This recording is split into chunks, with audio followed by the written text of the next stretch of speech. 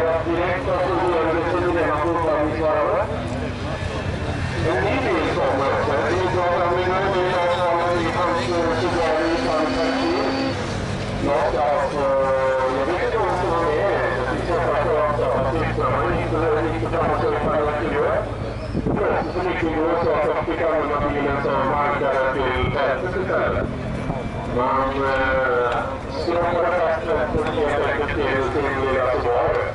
I alla fall i 10 år. I genomsnittlig, men Lars kör alltså perfekt med sin Intresa. Man kände som man är mer gatbil och nu var vi på omkring på bilskott och sådär.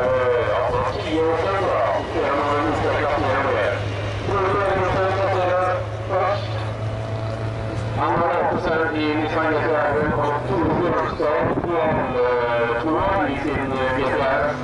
Den är i Lexusen börjar han som i Storplatserna på sätt. Här kommer talet om Luftindustri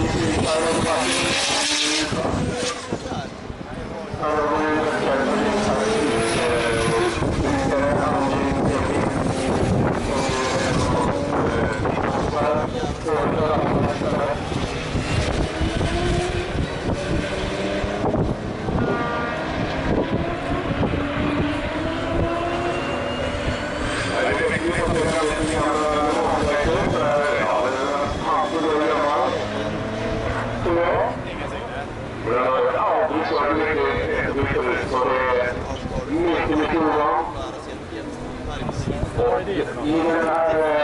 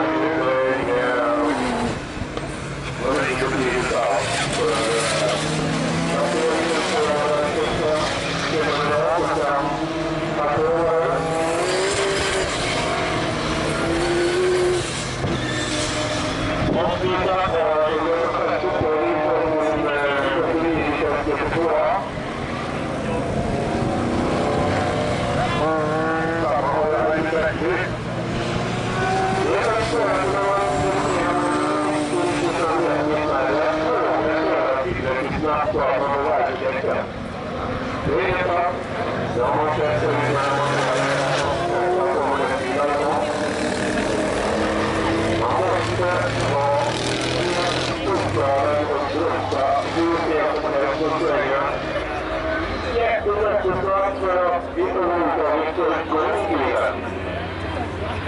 det.